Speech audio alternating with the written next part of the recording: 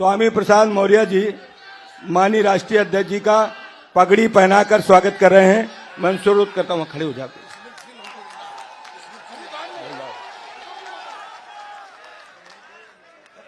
और माननीय राष्ट्रीय अध्यक्ष जी द्वारा स्वामी प्रसाद मौर्य जी उनके सभी साथियों का सम्मान पगड़ी पहनाकर किया जा रहा है, जोरदार तालियों के साथ। ये उत्तर प्रदेश का चुनाव है जनाब, यहाँ पर उठापटक तो चलती ही रहती है।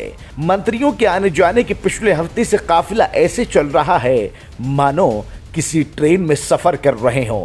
कोई इस स्टेशन पर उतर रहा है, कोई दूसरे स्टेशन पर चल रहा है। न जाने क्या हो गया है कि विधायक इधर उधर भाग रहे हैं। समाजवादी पार्टी के लिए तो मानो जैसे उनको बैठे बिठाए घर पर बहुत सारा परिवार मिल गया हो, जिसके अंदर तमाम रिश्तेदार मौजूद हों और तमाम लोग सिर्फ और सिर्फ समाजवादी कुंबे के लिए ही बने हों, जो कहीं कुंभ के मेले में बिछड़ गए थे और वो वापस आ गए हों। ऐसा लग रहा है मानो अखिलेश यादव को नए पुराने रिश्तेदार सब एक ही वक्त पर मिल रहे हैं। स्वामी प्रसाद मौर्य ने भी आज पार्टी में जाकर ये औपचारिक ऐलान कर दिया कि वो अब सपा के हो गए हैं। उनके साथ विधायक भी आए, मंत्री भी गए। अभी सिलसिला चल ही रहा है। लोग कह रहे हैं कि T20 के मुकाबले में लगातार अखिलेश छक्के पे छक्का मारे जा रहे हैं और सामने वाली पार्टी की बॉलर सिर्फ और सिर्फ तमाशगीन बने हुए हैं। नज़ारा और भी बेहतर तब हो जाता है जब बड़े बड़े मंत्री, बड़े बड़े विधायक भाजपा पर, छोटी जाति, दलितों पर, पिछड़ी जाति का अनदेखी का इल्जाम लगाते हैं। अब जरा और समझने की कोशिश कीजिएगा। राज्य मंत्री गुलाबो देवी हैं जो भाजपा से हैं, उन्होंने भी इस मैदान में कूदकर अपने आप की हाजिरी लगवा दी है। स्वामी प्रसाद मौर्य का बीजेपी पर दलित और पिछड़ों के साथ असमानता के व्यवहार के आरोप को पूरी तरह गलत बताते हुए कहा है कि स्वामी प्रसाद मौर्य का स्वार्थ चरम पर पहुंच गया था, जिसे पूरा करने के लिए वो अब अपनी मनमानी नहीं कर पा रहे थे। कुछ व्यक्ति ऐसे होते हैं जो अपने पद का पूरा लाभ लेते हैं और अगर उनको लगता है कि दूसरी जगह उनको इससे भी ज्यादा लाभ मिल सकता है तो शायद उस तरह के विचार आते होंगे। मैं उनके बारे में कुछ नहीं कहना चाहती।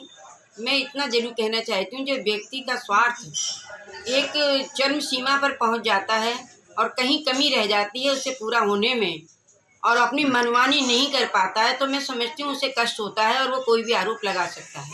मैं उनके बारे में नहीं कह रही, मैं तो एक जनरल बात बता रही हूँ।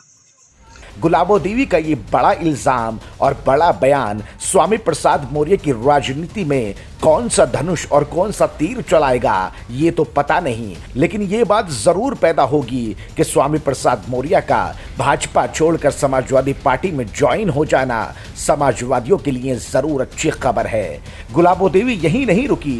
गुलाबो देवी ने साफ तौर पर कहा कि पार्टी में दलितों और पिछड़ों के साथ असमानता का अभी तक कहीं पर भी उनको एहसास नहीं हुआ है और उन्हें अभी अपने निवास पर मीडिया को ये बयान दिया कि बीजेपी सरकार में किसी भी तरह से किसी के साथ भी अनदेखी और अनसुना उसको नहीं किया जाता।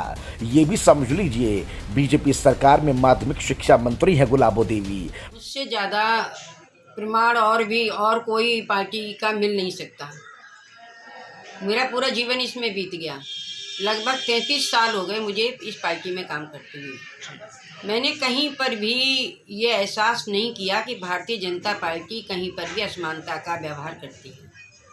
मुझे 7वीं बार टिकट दिया पार्टी ने, जो मैं आज में विधायक बैठी हुई हूँ। आगे ईश्वर की इच्छा है, जो पार्टी हित में होगा हमारे शीर्ष नेतृत्व जो है वो निर्णय लेगा। लेकिन ऐसा कहीं कुछ भी नहीं है कि किसी के साथ भी भेदभाव किया जाए। हम लोग सबको साथ लेके चलते हैं, सबका विकास करते हैं, सबकी भावनाओं का सम्मान करते हैं। बड़ा बयान तो आ गया और स्वामी प्रसाद मौर्य ने पार्टी भी ज्वाइन कर ली।